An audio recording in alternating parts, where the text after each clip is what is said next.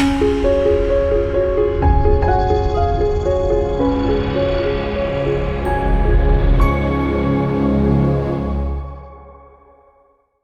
everyone, welcome back to the Neurologic Wellness Podcast. I'm your host, Dr. Joe, here with Trent McIntyre. How are you doing today? Good, Dr. Joe. Thanks so much for having me. Of course.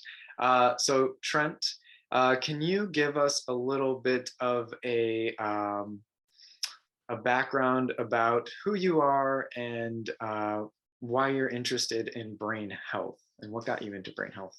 Yeah, it's a great question, and it's a big question because it's really been what's informed my 25-year career in helping people improve quality of life and have it be driven by brain performance.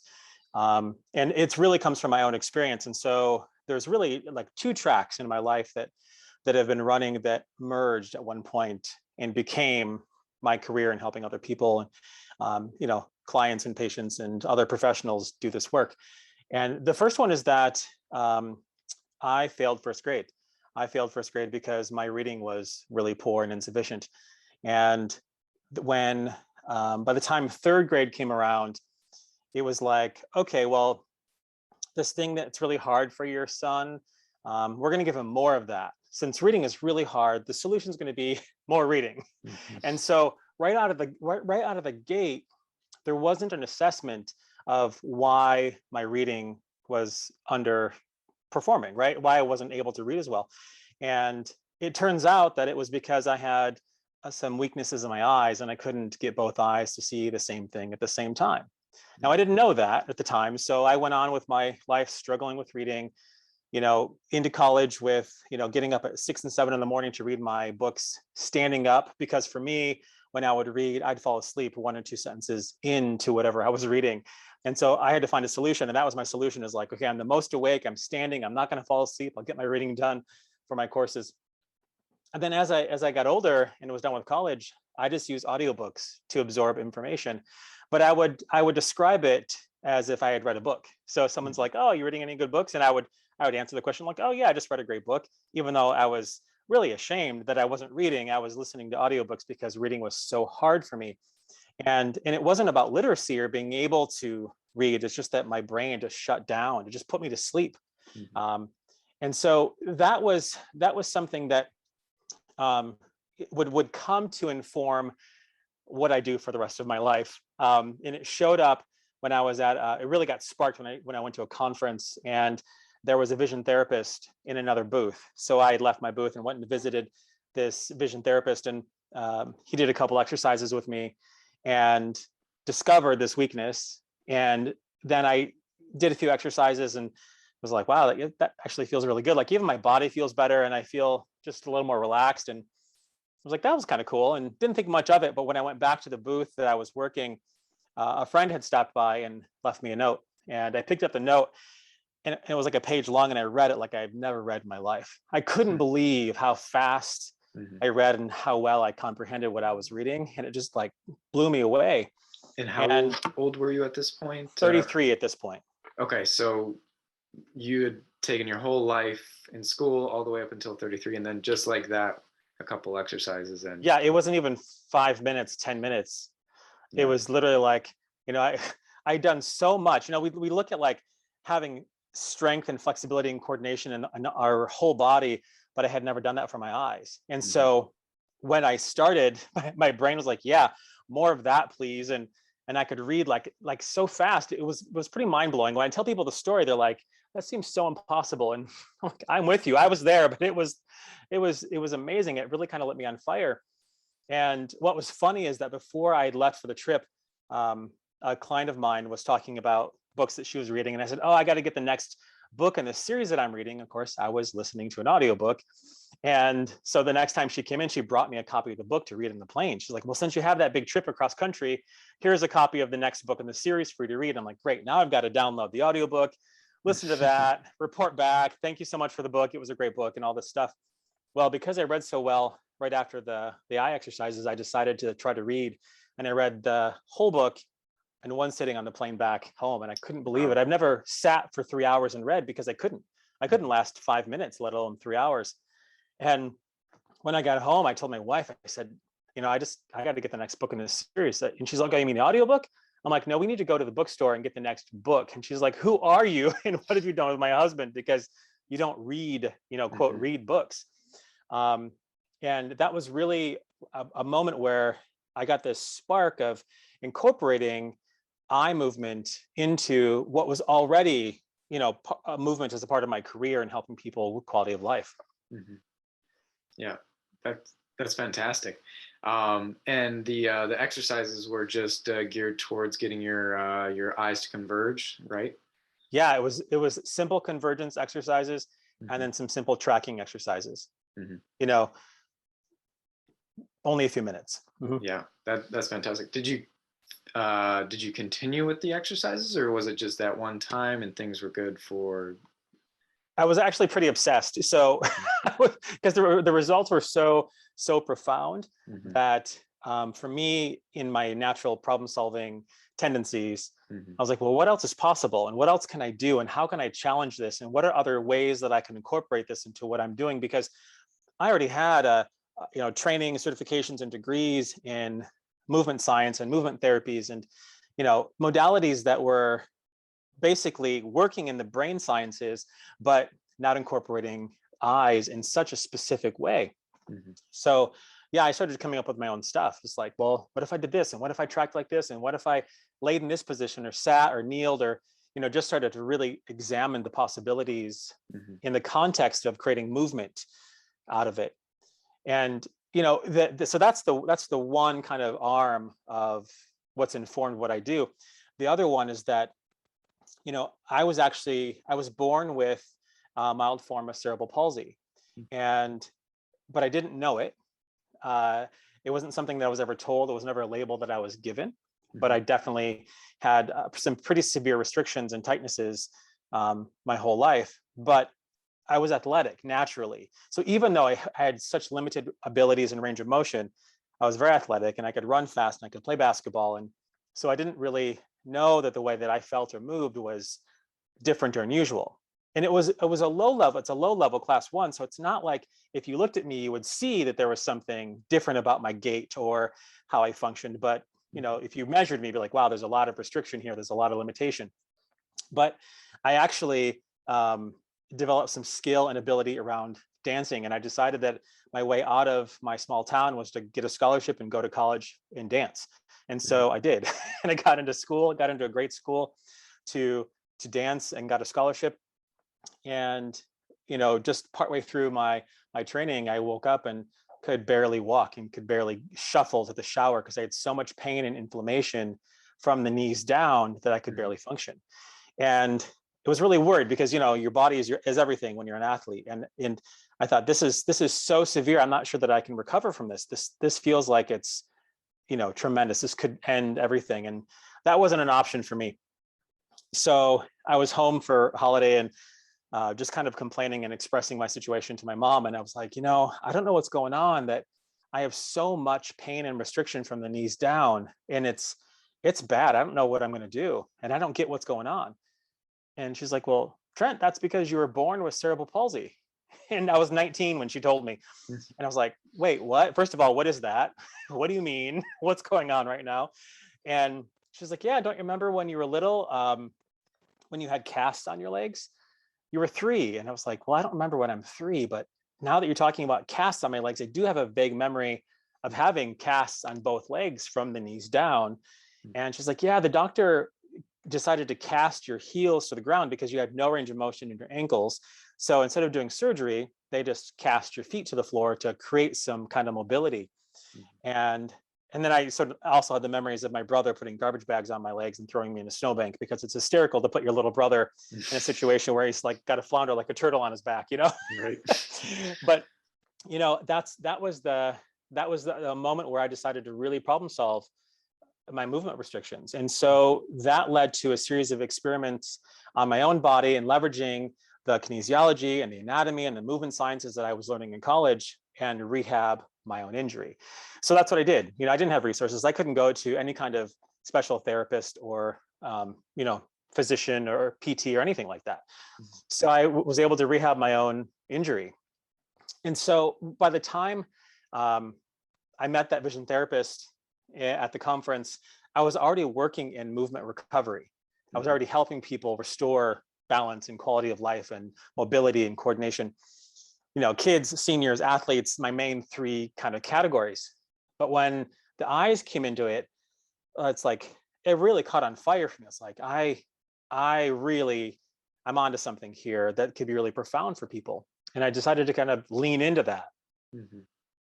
Yeah, and that's so the combination of the cerebral palsy with the dancing, and then finding the eye movement exercises.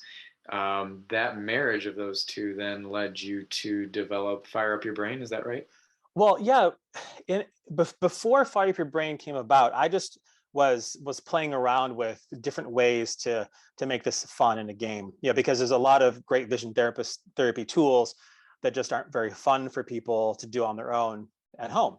But before that, I thought, there were these books that were coming out, talking about the brain being plastic, and we know that the brain can change at any age. And I was like, hey, I should get my hands on these books. I should really dive in. Now that this new brain science is coming out, I should really see if this is something that applies to what I'm doing. Yeah. Because it was new being published like this in this format. And I get these books and I'm like, this is exactly what I do. Like, this is describing what I've been doing my whole career, from when I problem solved my own situation to how I'm helping people now. But now I have a language around it. Now there's clarity around the choices I'm making and the exercises that I create, and how that's tapping into brain performance and brain patterning and building new patterns and pathways. So that was really where I was like, okay, I really need to look at what I want to accomplish here. And for me, you can if for me, if I could make this easy and affordable for any person, that seemed really exciting. It seemed really exciting to go, how could I put something that's really affordable and simple in someone's hands that they can get results on their own. And if they happen to work with a professional, or they are seeing a vision therapist, or seeing a team of physicians that work and specialize in this kind of stuff, they have pro support, but they have something really easy and fun to do at home that can keep them engaging and have support in that engagement. So that's how that kind of bridged together. Hmm. And so you're totally right. Like, when it comes to the brain has the ability to change, has the ability to adapt for better or for worse. So if you're able to find the correct exercise for somebody that that alleviates their symptoms by working with their particular needs, neurological needs, that's fantastic. And especially if you're able to make it novel, fun, and salient as well. So that's huge, and I think it seems like where you come in. Yeah. Yeah, we know that when something is fun, the brain pays attention. It's Mhm. the brain stays curious to the process. And when I found that when you start talking about any level of brain science, it can be hard for them to kind of get there. It's hard to have, when they don't have a filter that they use of, like, I'm going to consider this situation by looking through the filter of brain science. That's just not where people are going right now. I hope that changes. I hope that this helps Yeah. people create that as a foundation, because that's really, so many solutions live in that as the foundation. But because it's a hard thing for people to grab onto right now, because it's pretty new relatively to how people are used to looking at recovery and rehab and the therapies, Yeah. that it's so powerful. And I find that, like, the first step is just being open to that being a possibility. That you can look at this through the lens of brain science, the lens of how the brain listens to the eyes, that prioritizes the information from the eyes. So when you're looking at solutions, you can look at the eyes. We know that better perception equals better action, right? So if we can improve the perception, especially in the eyes, we can get better action. And then that better action could be focus, balance, cognitive, memory recall, depending on the situation. For sure. And you definitely came to the right podcast, because we are very brain centric. We take very special consideration with eye movements and balance, and the marriage of the two, among other things. So definitely in the right place, definitely the right audience for this, I think. So perfect.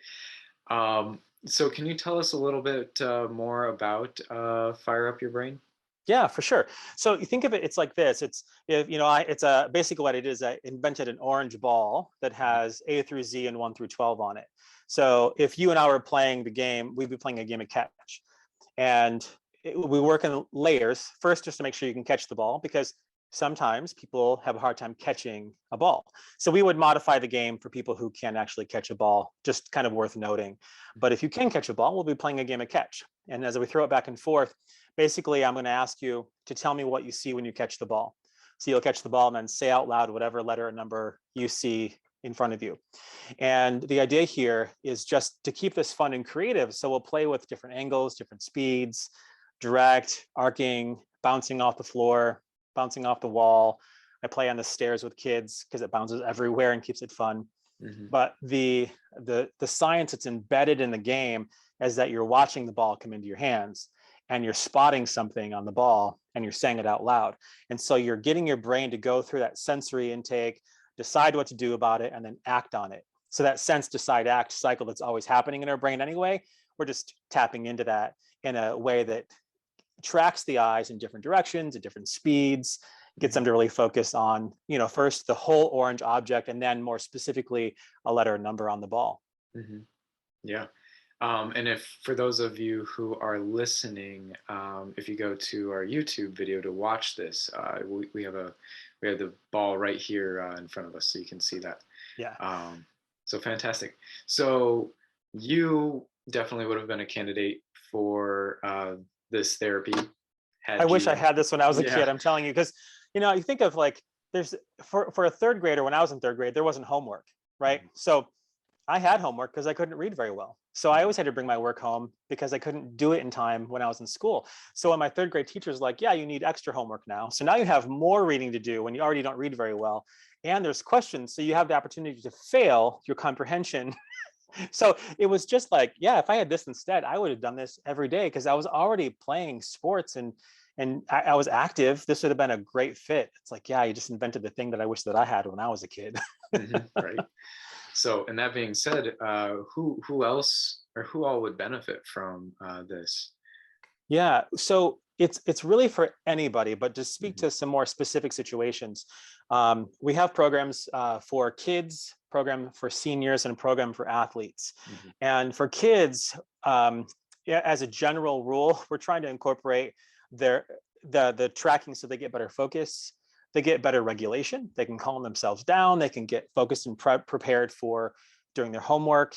One of my favorite stories is a woman, a mom called from Chicago, nearby where you guys are located, Mhm. um, and said, I know you don't know me, but I have to tell you the story about my daughter and the BrainSpeed ball.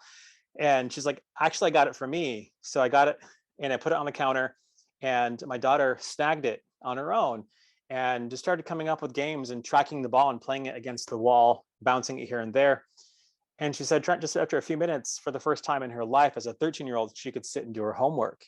Mhm. And it's just that it still gives me goosebumps because to think that, you think about the dynamic in a family household where, a child is struggling with school or homework, and that's every day. Mhm. And it's something that you know when they get up in the morning, you're facing it when they get home from school.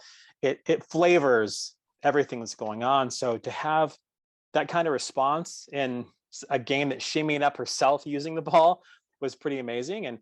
And so for kids, it could be about homework, it could be about focus, or it could be about, we have very high performing students that are, in AP everything, but the stress is so high and the pressure is so high that to be able to regulate and keep themselves calm and, focused, they use it that way.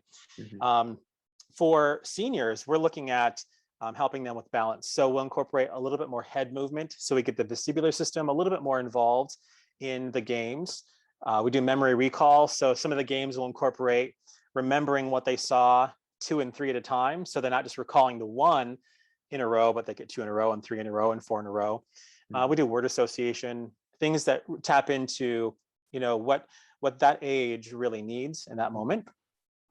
Plus, there's a social element there because they can play with their friends. They can play with a senior group or their knitting group, or if they're in a facility, they can play with other people that are residents in the facility. Um, and for athletes, we're looking at a few things. So certainly concussion recovery is one of them. that's a huge element, that in terms of how we can support athletes. But for athletes also, their performance goes down because of their weaknesses in their eyes, and their ability to stand at home plate and track a ball into their bat is essential for their sport. And if they've got weakness in their eyes and their eyes can't converge and they can't track, then they're going to miss the ball. They could be the strongest, fastest athlete and not be able to track the ball and strike out every time. Mhm. Or a pitcher that's got to get a ball to go to a certain spot specifically, or an outfielder, you name the sport. If they're playing with the ball, if they're not playing with the ball, we're still looking at improving how their body performs, reaction time, their ability to jump, how fast they are. And for athletes, we do a lot of before and after measuring because we want to make sure that we know that changes are happening. So we Mhm. want to, what sport are you playing? Have them play their sport, have them do some running, have them do some drills, play the game, and go back to it. So those are the three main areas that we focus on right now. Great. And just circling back to the story about the little girl who found the ball and created exercises for herself. So much of our, I would say, intellectual identity gets developed so young. And, if she was having a hard time just focusing and doing her schoolwork, and she may think that she's just not smart, or, Yeah. the doctors may diagnose her with ADHD or something like that. But really, just some simple eye exercises can, uh, do the trick and seem to be such a powerful thing for her, and probably change the trajectory of her life. And Yeah. then can be something completely life-saving in someone like a senior who, if you do it safe and effectively, and you can work on their balance, that can prevent one of the number one causes of death in old age, which is falls. So Fall that's prevention. Yeah, that's for sure. fantastic. Yeah. And, for kids who take on that identity, like, oh yeah, I'm stupid. I shouldn't go to college. I can't get a good job. I can't make anything of my life. That messaging that gets reinforced over and over again, it's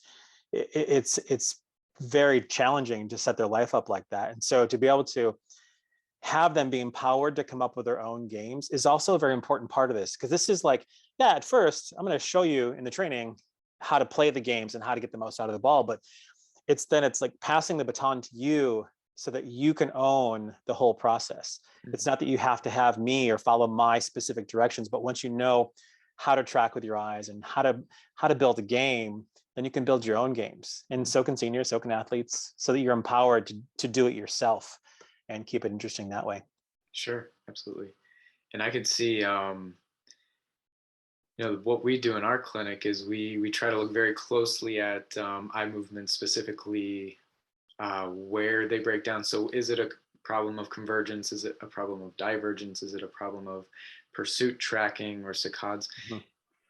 And if we're able to find get even more specific in saying they really have a hard time pursuing a target to the right. So Right. now we can utilize this tool to really bias that right side pursuit system, make it fun and engaging with the ball. So it's a great addition to what we do in the clinic as well, Yeah. for multiple different patients. Yeah. I love that. I love that.